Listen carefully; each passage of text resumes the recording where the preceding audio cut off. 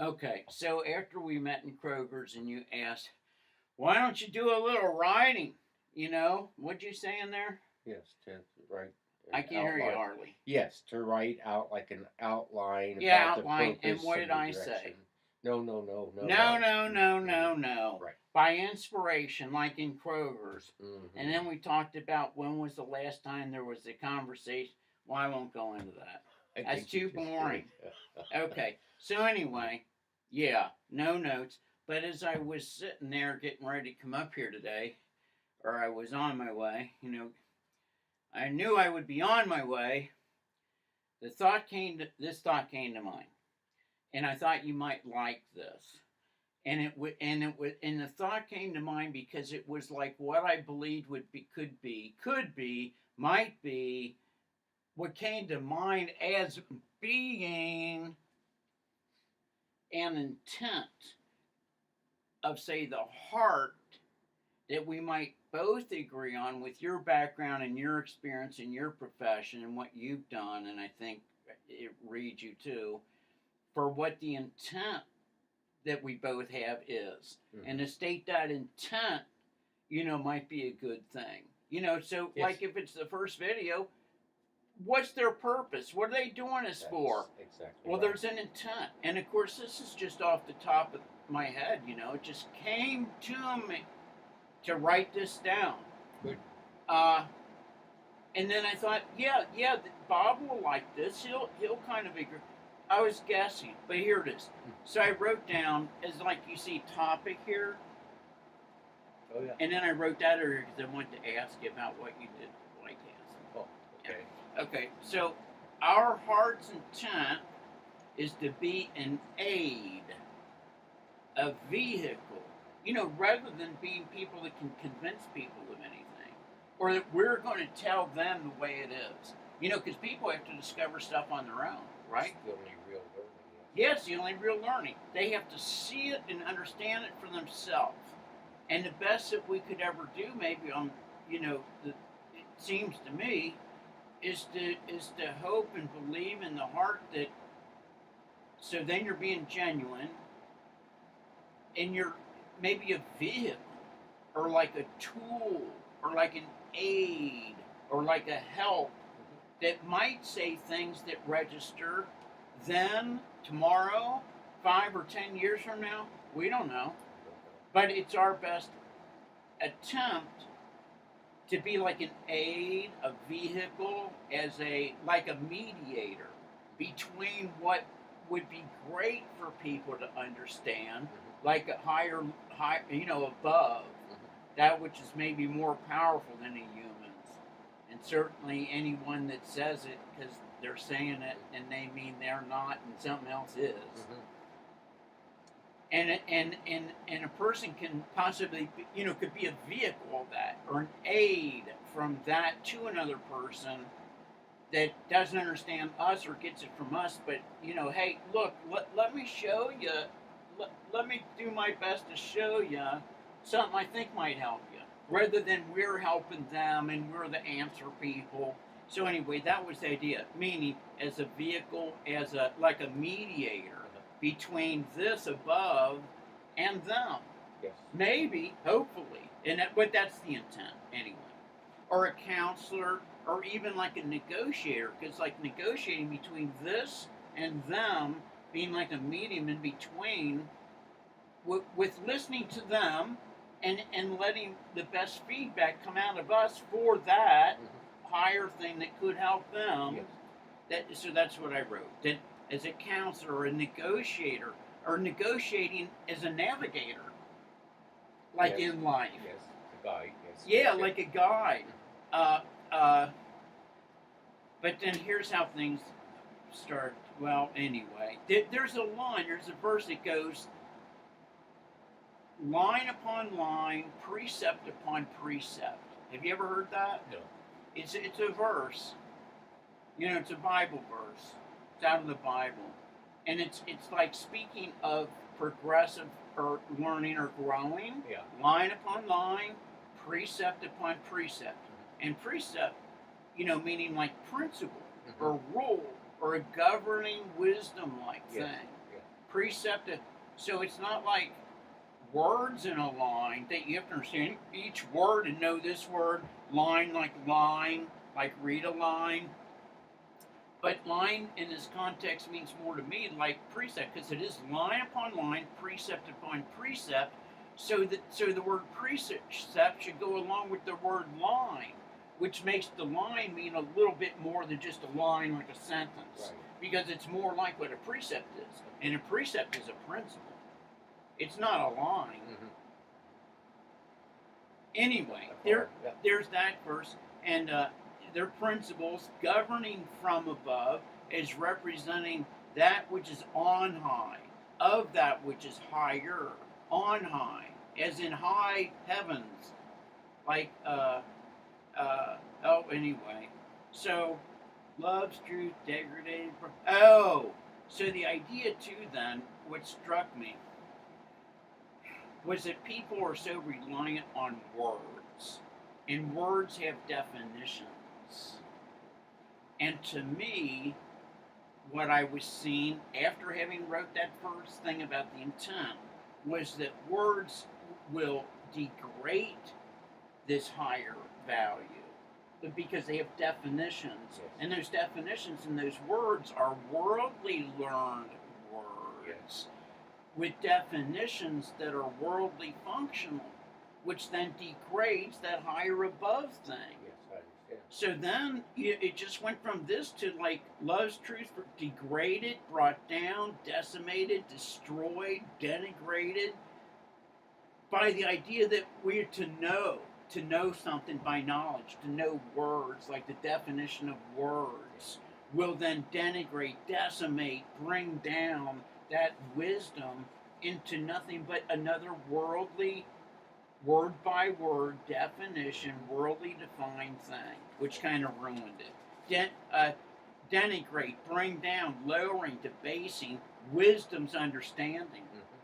And then you have this line that we read it is a verse that it muddies the pure, clean, sparkling life or water, the waters of wisdom that give life, adulterating wise understanding, darkening the water with words which inherently equal a definition in usage. Mm-hmm. So the idea of to know the definition of words that darken the wisdom through the use of the words, and people trying to hear what you say by their worldly idea of what the definition of the word is. That's like why there's no escape from a person being able to use words and tell somebody how to help them, compared to the fact that something higher's got to work on them to take the words as a vehicle, even the words themselves, Right. out of the worldly Right. definition and out of the limit in the muddying of the water that is. Because there's this line almost everybody knows and has heard.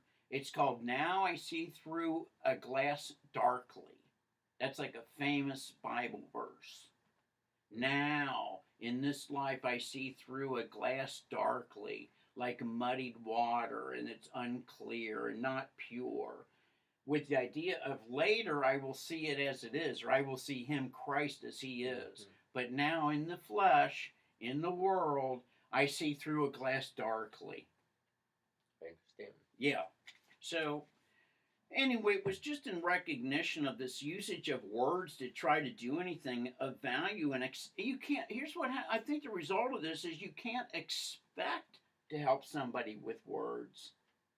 You know, as humans using words, talking to somebody who only understands through the use of words with worldly definitions, Mm-hmm. can't hardly help them above and beyond the issues and the problems that are a circumstance or a result of living in a world where people are ill or messed up or abusive or using each other, or where evil is some part of, you know, what's in a person with their interactions, rather than being completely pure. Well, to have to know, or knowledge, to have it like we own it, to, you know, to make it or remake it ours, because we learn something we know by words, and then we make it ours like we own it. Now it even kind of gets worse because it's something we own. It isn't this higher thing that we respect and that we appreciate and we adore and we worship and we look to in order to escape the issues in the, not escape, but say, hopefully, maybe mature or grow up beyond and past the limitations that have been literally stacked upon us from the day of our birth, when we have no choice but to go along to get along, to appease, to adapt to a world that's selfish, or pride based. Uh, and in adapting to it, we adopt it. We end up adopting it. And then it becomes who we think we are. We take it and we adapt. And as we're adapting and growing up adapting, getting along to go along, fitting in, we literally have adopted a role of the world in the world. Living in the world, we've adopted a role of the world. And by this, we've become tarnished and denigrated and degraded by the limits and the lack of truth and the lack of an intent of heart to give and to love and truth through the world's way of, knowing things and learning things to get along, kind of for selfish reasons, even though you have to do it to survive, it's still not like a pure love thing. It's like, I've got to learn this to get along in a world that's kind of rough like a jungle. So, like, learning the ways of the jungle isn't something you want to necessarily be. Yeah, I want to be a ruthless animal in the jungle to get along in the jungle, but I don't want to be stuck in the jungle as an animal. Understood. So, There's a certain amount of common sense that's involved in the context. Of? Well, your example of being in the jungle, common sense would suggest that it would be a good idea to learn the ways of being in the jungle in order to survive. It's another thing altogether, though, is to take on that identity. Yeah. So, and destroying the true identity through that. But the adapting is taking on that role. They're one and the same. Yeah, agreed. Can't adapt without taking on a role, because it's the role that fits in the play. And the play is the survival in the jungle. So when I went through this and came to this and ended up where this goes in just one more page, I ended up going, what can we even really do? I was like stuck with, it's so limited what we can do. Because here again, we're the vehicle, like, I think you put your finger on a very important issue. I don't know what happened. I have no idea. Oh, you mean on the computer? Yeah, it's not there. Oh, there it is. Oh, there it is. How about that? I wonder if it's still going. Is there a time limit? I don't know. No, it is still going. Look, 13:17. Okay. I guess it just goes on its own. We're just learning. Okay. Aren't we? Always. So what were you saying? I was saying that let's use Bible verse as example. Any Bible or any verse of anything. Okay. That if one thinks that knowing those words will provide a true knowledge or true wisdom, one has been seriously deceived, self-deceived. Just as you're suggesting, the words or the verses, properly understood, serve as the vehicle or facilitator of, I guess the word would be inspired, to awaken or to discover, to take the cover off. So it's not so much the idea of, for example, memorizing all the words and verses and so forth and think that one now knows it. It's more that can these words be used as a vehicle through which an awakening to the true reality occurs. No doubt. Let's not confuse the wrapping for the gift. No doubt. And when I hear somebody preaching and teaching, so to speak, That's as though they're is. going to inform people, and they'll say a sentence and then they'll literally quote or write 2 to 5 to 6 or 7 books with a chapter number and a verse number, as though somebody's going to go now look all these things up to fully understand what the person's trying to convey in the last sentence, with 5 different just chapter numbers and verse numbers Right. behind it. Drives me like, what is wrong with this person? The religious sense of self-worth has grabbed a hold of them and thrown them in the dumpster. Right. They've been deceived, self. It's not good. Nobody's going to follow all that. Look up every chapter number and verse after they say a single sentence, as though that's their way of saying, look, let me prove to you that I know what I'm talking about. And I think that's not what the real purpose is, but rather that these words and verses are to awaken an internal and interior understanding. It's not the word, it's not the noise of the word and verse itself. It's more the word and verse can serve as a facilitator, or serve to facilitate the inner awakening.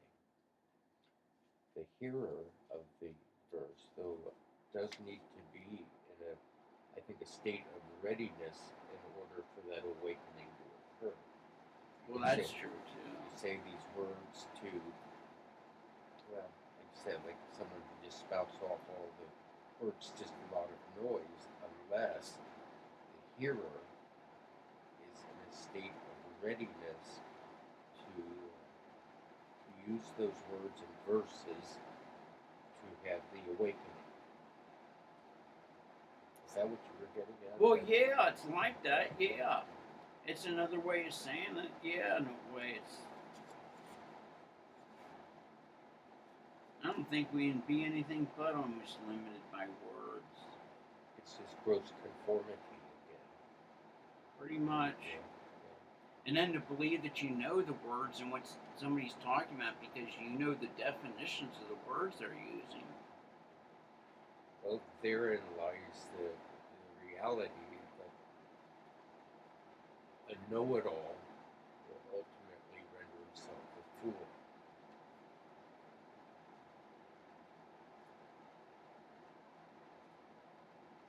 There's a verse which goes, and I'll just use the few words of it: the foolishness of preaching.